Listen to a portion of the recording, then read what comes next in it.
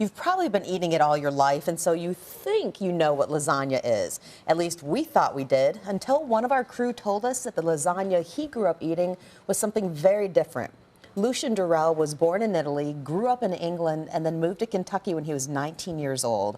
And that was the first time he'd seen the frilly pasta strips used in the American version. What did you think when you saw the American version, Luchian?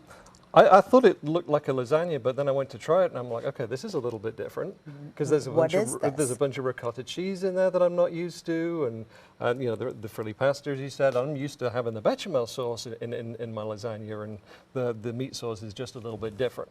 So what I'm going to do today is I'm going to make a lasagna. So you're going to show us this, and as we do, I would like I want to talk to you about though who inspired you in the very beginning to cook. It was my mother. I mean, you know, my mother moved to Italy, and she learned to do a bunch of Italian food. And so she learned to do lasagna, and she brought it back to England. So when we moved back to England, this is what I grew up eating. I grew up eating this and a bunch of English food. So I'm going to start off by doing this. So this is the onions, and it is a clove of garlic, and it's all chopped up. This is like half an onion. So I'm going to get this going in here. And I'm going to add to that a stick of celery. It's already chopped up. When did you first start cooking? I've been cooking for a while. I mean, I don't do it very often. I mean, this is all homemade. Sure. But again, this is the sort of thing that my mother and my grandmother got me doing. And I've got a whole carrot as well. I mean, right there, you just threw everyone who's used to American lasagna for a loop. I mean, a little bit, yeah. Which I think is amazing. I think that's amazing. I've seen some Louisiana cooking that starts with celery, carrots, and onions. Well, the thing of it is, lasagna is not a set thing. You can put in it whatever you want to put in it. And my mother would change it up all the time. And this is why it took me so long to get her recipe, because she wouldn't write it down.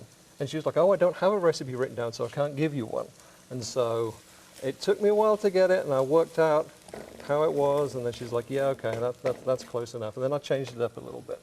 And add your own little flair, absolutely. You absolutely have to. So what I'm going to do now is I'm going to add the meat. It's about 8 ounces of beef. I'm just going to... Is there any particular kind? Because, you know, I mean, some of them have different levels of fat. I like the leaner kind. This is about 92% lean, but you can do whatever you want to do. I mean, if you like it a little bit fatty, and, you know, you can do that. The thing as well with all of this is it doesn't really matter the balance. If you like it more meaty, you can add more meat and just add less tomato sauce.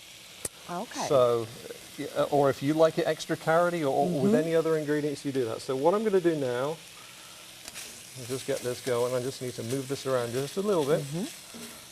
So I like this. You're giving a license to creativity. Whatever your pleasure, go for it. It's cooking. The thing with cooking is as long as you like it and as long as it's edible, then you've done a good job.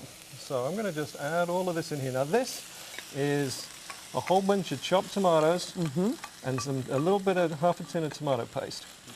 So, okay, were they fresh tomatoes, or do you recommend buying the ones where they're already canned, or once again, whatever you want? Either way you do it.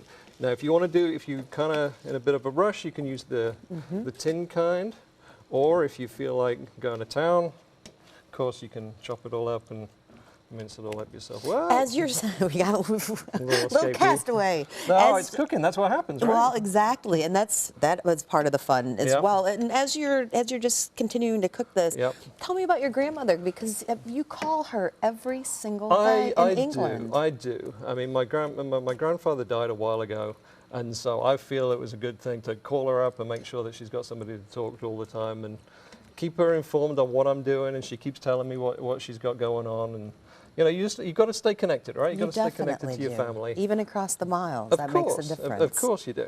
All right, so with this is pretty much all that needs to go into the meat sauce for right now. I'm going to stick a little bit of black pepper into this. Just stick some black pepper onto this guy. And this you need to just 45 minutes, every now and then just keep turning it around. And just keep it on the stovetop. Just keep it on the stovetop, keep it going at about a medium kind of heat. Okay. Right there.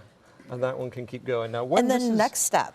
Next step. So this is stage one. This is the meat sauce, and this will take a while to cook, and the meat will all get all nice and cooked in here, and all of the sauces all mixed together. Okay. And whilst this is all cooking away here, moving on to the bechamel sauce, which is what makes it a little bit different. So right in this here, you probably can't see it, Tony. Probably can't see this one. But I've just got some butter that I've melted. This is about 8 ounces of butter, about 6 ounces of butter. Okay, I'm gonna keep you moving because we've got just about 1 minute left. Oh. TV time. Well, It goes like, quickly. all right, well, what I'm going to do is I'm going to stick in here. This is about a third of a cup of flour, and I'm going to just brown this up a little bit. Okay. And what I need now is the milk. The milk. Which is back there. I'll grab that for you. Yeah. Okay, we're hurrying. And what you do is there's 2 cups of milk. Okay. And you just stir this in. Okay. And you keep stirring and stirring and stirring and stirring and stirring. Okay. And about, by the time that this is done, this will probably be done just a little bit before, and that will be there. Okay. Then you get to the point of actually assembling everything. Okay. And this is where it gets like really fun. All right, I'll use this guy. Okay, quick assemble, I'm quick gonna assemble. Try and quickly assemble. So this is the finished meat sauce. And like, I'm gonna stick a bunch of that in there. And then just like any other lasagna, you put the meat sauce down, and then you get your lasagna sheets. These are just regular lasagna sheets, but it's the kind without the frills, as you can see.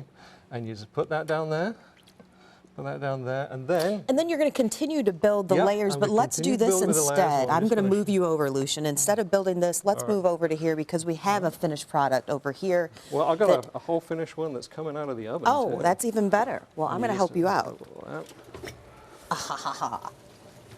Should be ready to go. This is what it looks like when it is done. So we'll just... Do I have anything? This is piping hot. Well, it might just have to go down here for that. Or I'm going to do this. That is gorgeous. Okay, fantastic, Lucian. Well, I know the Great Day Live crew is ready to eat. Thank you so much for sharing with us. That's We're fine. coming right back with more Great Day Live.